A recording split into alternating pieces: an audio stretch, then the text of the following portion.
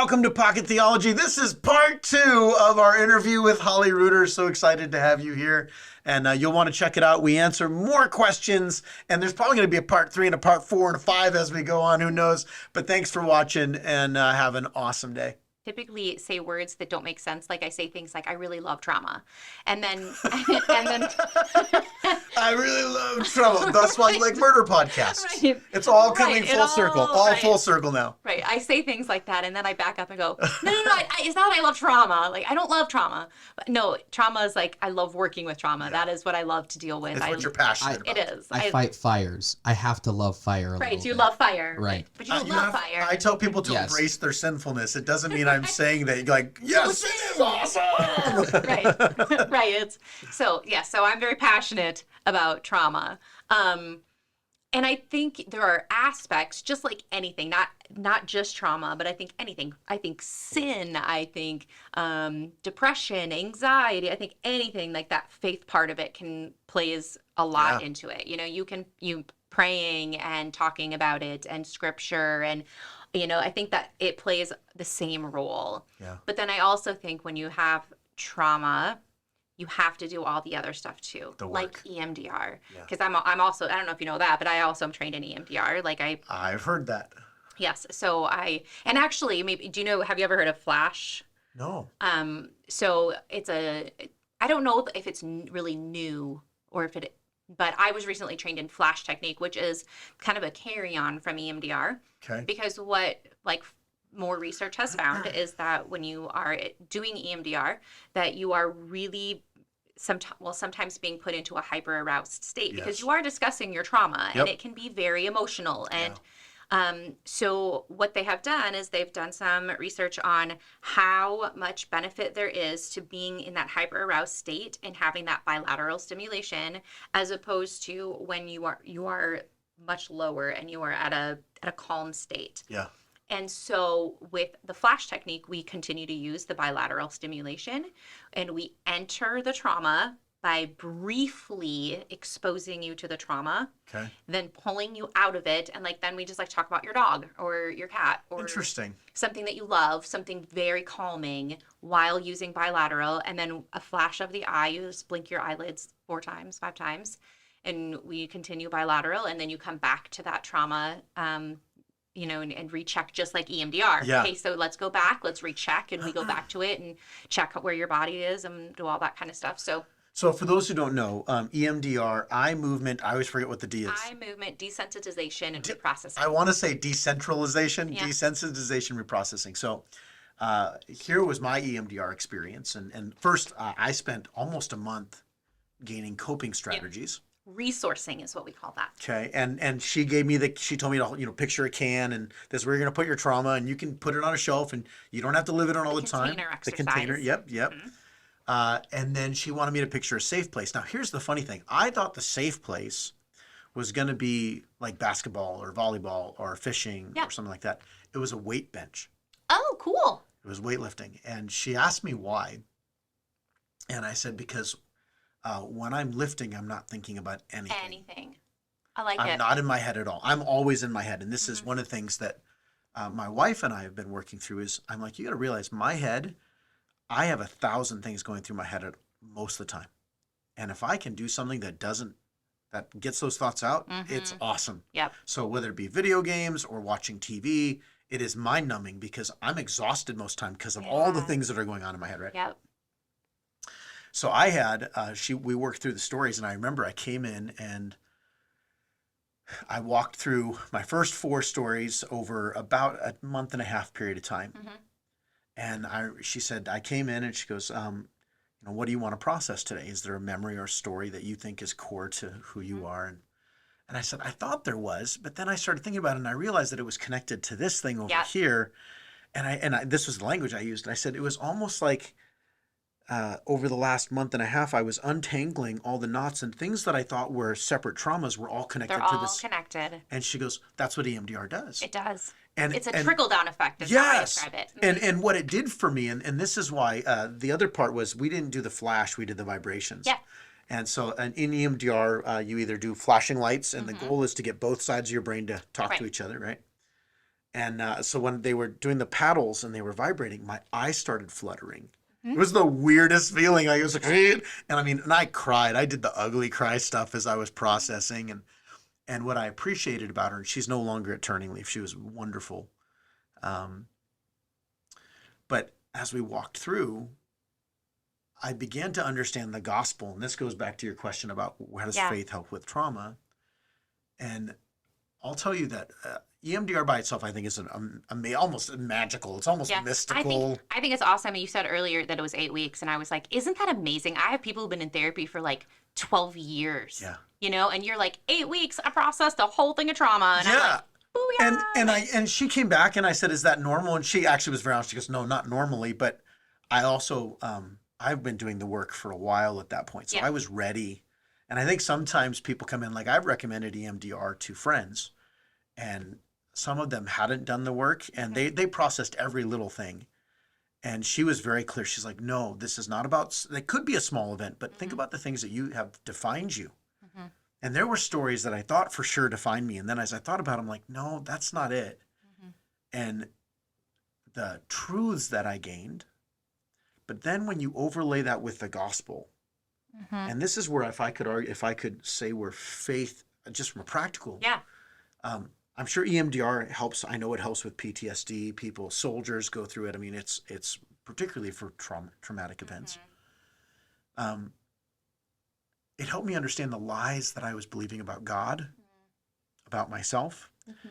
And now all of a sudden, once that got untangled, I could look and the gospel became almost brand new to me. Mhm. There were things that, for instance, in Ephesians, when it tells us that we're adopted and chosen, Mhm. and I'll be upfront, one of my sacred wounds growing up without a dad, I wasn't wanted. Yeah. And how that carried over. And knowing, when I was younger, I called God my dad, but I almost did it because it was more of like it was an area I needed healing. Mhm. But then realizing no, God understood that pain Mhm. in a way that honestly a physical father couldn't. Couldn't have ever. Yeah. Only a heavenly father could Yeah. understand that pain. And it also allowed me to realize areas where I allowed people to infringe on boundaries in my life Mhm. out of desire to be loved. Yeah. And in doing so, I allowed them to traumatize me Over again. because Mhm. I didn't see the boundary because I was so desperate to For fix the things. love. And, yeah. For like. And then let's go back to that broken bone. Yeah. So when Ian Cron and Beatrice Chestnut were like, EMDR, what it does is it resets the bone. Yeah. Well, things that would trigger me, and I wasn't bleeding all over the place. I was a functional adult. I had a job. I had a ministry. I mean, most people had no clue what was going on inside. Mhm. But things would trigger it, and I'd spiral. And they described it as, imagine that bone's not set right. Something hits it. It's not re-injured, but it's like, right? Yeah. EMDR kind of straightened it out. And now Yeah. I can look back. Here I am 5 years later, almost 6 years later. And those same things aren't triggering. No, you. they hit me and I'm like, oh, okay. Yeah. The No. emotional responses aren't the same. Yeah. And now from a faith component, I think the other thing that faith does, and this is why I think the story of the Bible is so important. The Bible doesn't avoid trauma. Yeah. We Well, see, and I think too is like I actually like just this morning was reading, and I don't remember where I was. I don't remember where I was reading this morning. In my Bible, Old or New Testament, one of those books. It was one of the books of the Bible, because I was all over the place in my devotion and whatever this morning, but I was reading the notes I had written in my Bible, and what I read this morning in my notes was that you should find both peace and comfort in your trials and tribulations. James, yeah. It was in James. Yeah, I was reading James. chapter 1. Yeah, I was reading James this morning, and that's what I had written in like the side notes of my Bible, and I think that's also part of trauma when you're talking about that it's like you can find peace and you can find comfort in those trials because that's part of like a pruning process, and Yes. and it's a testing of faith, but it's also a love. Like it's like I love you enough that I'm growing you. Well, like if I didn't love you, I yes. wouldn't grow you. Well, and we've shared this on Sunday mornings, and I've talked about this with friends. When I go to the gym and work out, I have to create trauma to grow muscle. Right. And the Bible teaches the same thing. Paul talks about it. James deals with it head on. And one of the things it says, if you ask for wisdom, You better be prepared. You better be prepared. But then also it says, but if you don't believe and ask for wisdom, you're like a double-minded. Literally, you're out of your mind. If you're, and what that's referring to is the person who comes in and it's like, well, God, answer my prayer, but I'm not going to actually believe what you tell me to do. Yeah. And then you wonder why life is going poorly. Yeah. And then even the fact, and this was something that I kind of thinking through the problem of suffering and trauma and faith. The fact that I can have trauma is evidence that I'm alive. Yeah. And life is a gift. And if you read the story of God's people throughout history, whether it be Genesis chapter 3 on after the fall, what is it? If you're not feeling pain, you're probably dead. Right. And we don't want that. So. No, and so the fact that I'm in a trial means I exist to have that trial. Right. And then I can praise God for that. It doesn't mean I have to like it or want it, but it gives me something to say, God, thank you that I'm alive. Now help me get through this. Yeah. And then that develops character. All right, we got a few more questions, and You're yawning. Like, are we boring you? They didn't have to know that. He's edit. They did not have to know that. Now, if we're yawning, it's a very different conversation. I don't know. Okay, so there's the questions moving forward are rather specific, but one of them you had mentioned earlier as you guys were talking. You talked about boundaries. Yeah. So when is it okay to set up boundaries with a person? Always. Yeah. Say more. That's a great statement. Yeah. When is it okay? What is there more to that question? Yeah. When is it okay to set up boundaries with a person? When are boundaries just an excuse? I suppose I don't necessarily understand the second half of the question, but yeah, I think it's always okay to set boundaries because, I mean, it depends on the relationship, right? Like we have to know our own personal boundaries, and that, I mean, that just is a non-faith related question, to be honest. You know, like I teach that in therapy all the time. Boundaries are good. Boundaries should be firm and flexible. That's my terminology that I use all the time, is that they are firm, meaning that they are your groundwork. They don't get to be, you know, squished over. People have to respect them, but they're also flexible, you know, meaning that like sometimes we can go outside of them. There are times and places in certain environments where we can go outside of them, but it's always okay to set boundaries as long as they're healthy boundaries. I think maybe that's the nature of the question, is when is it just an excuse? Because some boundaries, and I'll say, I think some people use boundaries as a way because they don't want to be challenged. Yeah. And that's not a healthy boundary. No. It's like, I'm going to use my boundary to hurt you. And I don't think that's what you're saying. No, healthy boundaries are always okay. But yeah, if they're unhealthy boundaries. But I also think it's a really broad question. You'd have to really be like, well, is this boundary okay? You know, to know whether or not what the boundaries you're setting are healthy. Yeah. And again, that goes back to having a therapist and talking through those things and being like, hey, can we talk about that? It's interesting from a faith perspective. God sets up boundaries at the very beginning of the book. Sure. Like, okay, so again, I love scripture and I love the historical context. Some of the words we see in Genesis 1 and 2, when God sets order over the universe, and it says, you know, he created. Really what God did is he brought order out of chaos. Order is boundaries. Is boundary, yeah.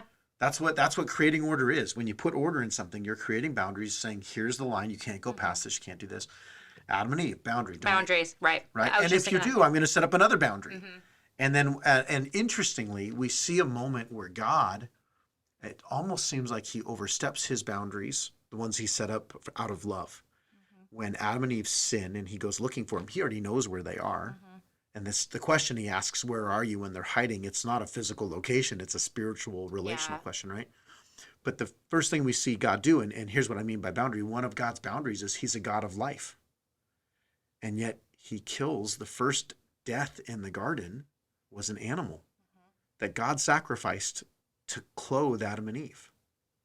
So God is one of his boundaries. I'm a God of life. King David wasn't allowed to build the temple because he was a king who had a lot of bloodshed. All the Old Testament laws that deal with bloodshed and impurity, God is a God of life, and yet the very thing we see is God saying, okay, everything I do is about life. You brought death in, and now I'm going to step out of my comfort zone, out of something that this is not ideal. I'm going to kill an animal to clothe your sin. He had to overstep his own boundaries. Yes, out of love. And sometimes that is love. Sacrificial love is when you're saying, I'm actually going to overstep my boundaries for your benefit. but in doing so, he's also setting up boundaries. Yeah. I think we see that within Jesus as well. Jesus had really good boundaries. Can you say more? I'll have people, I heard a statement once that said this, people who don't respect boundaries don't have boundaries. Mm, Is that, would you agree with that? No, I think that could be true. I think sometimes I think some people could have their own boundaries. They just don't respect other people's boundaries. Okay. Yeah. Okay, that's good. Do I have to forgive someone immediately as a Christian? Am I a bad Christian if I have forgiven someone, but then something comes up and I get bitter or resentful again? I think that's more you. I mean, that's Yeah, I think we have to be careful. Jesus tells us to forgive. You know, we have the story when Peter asks, and there is a therapy component to this, and we'll get to that in a second. Some people take the words of Jesus and they make them therapeutic. And what I mean by that is they become like, well, you have to do this. And so now this is mental health. Mental health is you have to forgive. There's you're demanded to. And Peter at one point asked Jesus to say, hey, Jesus, how many times should I forgive somebody? 7 times? Like, when's enough? At what point can I say I'm done with you? And Jesus says 77 times 7, whatever, right? In other words, more than you can count. And I think what happens is when people hear that, Jesus does tell us to forgive. And you can go to the Greek and people make it so, well, it's spoken in the present indicative or whatever they want to say. And the problem is that humans are not God. God can forgive as east is from the west. For some of us, and the more detrimental a wound is, forgiveness takes time. And I think that's okay. I think that the real theological, what we see the theology of forgiveness for Jesus is Christians should want to forgive.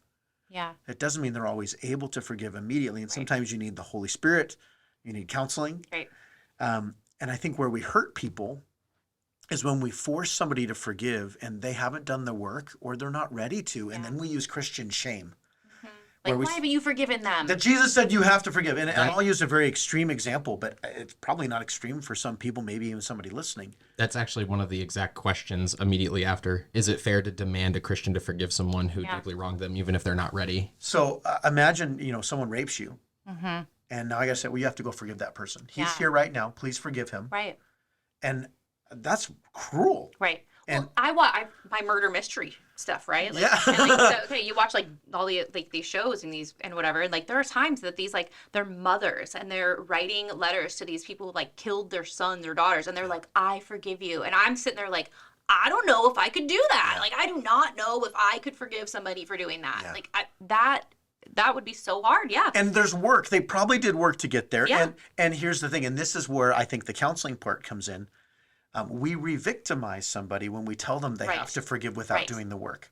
And if we shame them, because some wounds are really deep, and this goes back to our earlier conversation about verbal abuse, spiritual abuse, emotional abuse, sexual, physical. The more a deeper a wound is, the harder. It's true of our bodies. Yeah. If I gash my arm, a small cut's going to heal faster than if I gash an arm open and I'm bleeding out. And yet we expect people, because Jesus said, you must forgive. Yeah, we must forgive. That does not mean you have to forgive instantaneously. Yeah. Well, and we're human. That's right. I mean, we're going to make mistakes, and so I think that goes back to like the part of the question that said, "Does it make me a bad Christian if it comes back up or whatever?" No, because you're human. I mean, I've sinned probably like 427 times in the last hour. Hour. Like, and not because I'm a bad person, but because I'm human. Yeah.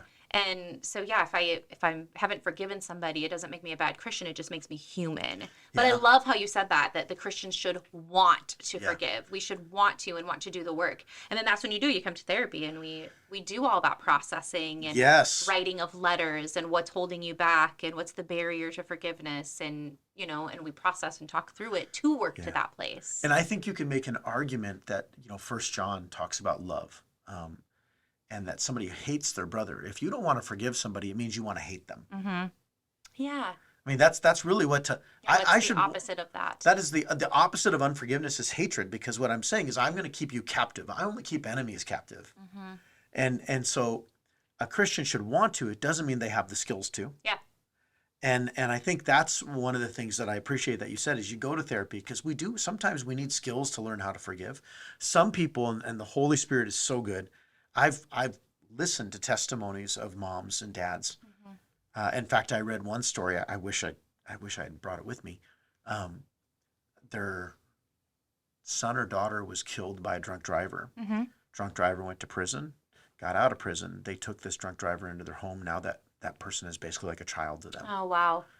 And comes to Christmas and loves on them and basically said, I love that, though. That's amazing. And Yes. there's every part of us. I think the human experience, okay, this is part of the reason why I trust and believe the Bible when it comes to matters of faith, life, and explaining the world. Science does a great job of explaining how something came to be. The Bible helps us understand why something came to be, right? And there is something intrinsic within most human beings that we hear a story like that and we go, oh my gosh, that is beautiful. But yeah, it is. It's beautiful. Science can't explain the beauty behind that. Nope. The Bible does, because that is grace. And that is, I think, something that all of us want. In the work of forgiveness, what would be the next step? Let's say somebody who's questioning this is saying, I can't forgive myself. I think that was one of the questions as well. What if somebody is having a hard time working through forgiveness and it's not because they don't want to, or maybe they don't want to? What would be a next step you would give them? Because even asking that question says something. Yeah. What would be a next step you would give them for somebody who's trying to work through that? Through forgiveness. I would ask them, what's the first of all, like, what is the barrier? Yeah. Is it that I don't want to, like, Oh, that's good. like, is it that I don't want to forgive them, or do I have the desire to forgive and it's just not getting there? Yeah. Because if that's the case, I want to forgive myself or somebody else, it's just not there. Honestly, I think writing is a huge tool. Okay. I have found lots of times that when people start writing, and they don't have to have even a direct, sometimes they like a direct, like, answer these questions, but sometimes if you just grab a piece of paper and you just start saying, like, I'm gonna write about this forgiveness thing, right? Like, why do I need to forgive them? How would it help me? How would it help them? Why do they deserve to be forgiven? Why do they not deserve to be forgiven? Then all of a sudden you read back through it and you're like, whoa, I said that? And like things start to click in your head and you're like things you didn't know you were thinking. Things, how, like you were saying earlier when you went through EMDR, like you were like, I didn't realize that. Yeah. I didn't know this was there. And like you, all of a sudden things kind of start to click. And so like you can write some things out, or type it out. Sometimes I think that helps if you're not a writer. An exercise that I do with people all the time is take a balloon and write down something that you need to let go of. And this is just a small thing, may not be as big as like forgiving a person, but like something you need to let go of. Write it on a piece of paper, fold it up, put it in the balloon, tie up the balloon, and let it go. Okay. And you can watch it let it go. As long as it's helium. Yeah. Oh, it's just gonna drop. We'll just do it on a windy day. And I think we gotta end here. This might have to be a 2-part episode just because the length. This has been really great. Well, I tend to talk a lot. So do me. So do me. So do me. So do I. I'm an English major. The 3 types of people in this world: those who can and cannot count. Those who can and cannot count. There are 3 types of people in this world: those who can and cannot count. And cannot count. Okay, I don't get it. There are 3 types of people in this world: those who can and cannot count. That's only 2. Yes. Oh, okay. 3 types of people. Then like, I was told yesterday by I think a 5th grader that my dad jokes are horrible. Your dad jokes. And I'm not funny, as what I was told. Okay. And they made sure to tell it to my face for about 15 minutes. Did that traumatize you? No, Did you need to talk actually, about it? I just kept on telling great dad jokes Yeah. and getting other dads to side with me. It was a wonderful experience. I love dad jokes. Dad jokes are the best. I love them. What kind of car does a tree like to drive? I don't know. A stick with a big trunk. See? Come on, that's great. Leave me alone. Leave me alone. That was awesome. All right, so a final question, Yeah. and then in the mental health space and particularly for Christians, because that's who's primarily going to be watching this, are believers. I would say everybody who's watching this is probably a Christian. How would you encourage them because I know one of the questions that was asked was, some people, they don't have the money. Mm-hmm. They're like, hey, I know I need therapy, but I can't afford it. Mm-hmm. Or I know I need medication and my doctor, my insurance is bad. How would you encourage people that maybe want to do this but don't have the resources, Are there resources they can Yes. access that maybe they don't? And I think that sometimes it's a pride thing. There are people who they want to figure it out themselves instead of asking for help. Yeah. What would you give for resources for individuals who maybe are saying, I want to do this, but I don't know how, don't know where, or don't have the resources? Yeah. Okay. Well, a couple of things is that, first of all, I think sometimes people think that counseling isn't covered under insurance, and it's 100% covered under your insurance. So if you have insurance, 99% of the time, If it's a licensed counselor.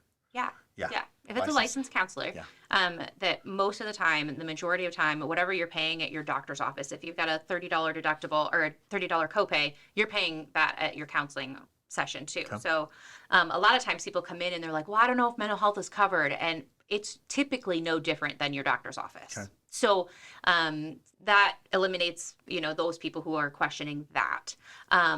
But there's also, like, Mason City has some places like the Community Health Center, Okay. which they are pretty much all like a income-based, kind of a place that So they do sliding scale Yeah. then? Okay. they do sliding, scale. And then there are, like, even like Turning Leaf, where I used to work, you can always call and check if they have interns, because they Okay. are, or I don't have an intern right now, but sometimes I do.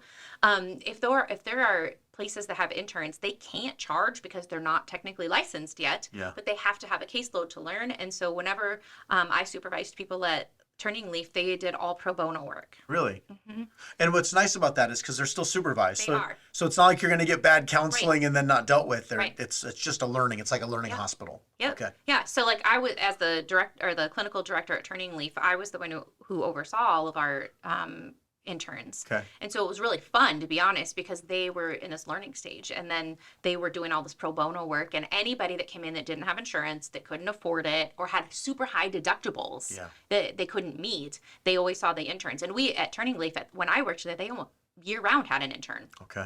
I mean, it was, and medications, like Mercy West usually has programs out there that will Okay. help pay for medications. The pharmaceutical companies typically also, if you go to their websites, Really? you I can didn't know usually print out coupons, or you can contact them, and there's like forms you can fill out that you can get discount pricing on it. I just had somebody who had a medication that was going to be, what was it, $750 a month. Yeah. And I went to the website for them and printed off the coupon, and it was $50. Yeah. I mean, so they get paid $50 for a $750 medication. And I would say this is that this is part of the reason why being part of a church community is so important.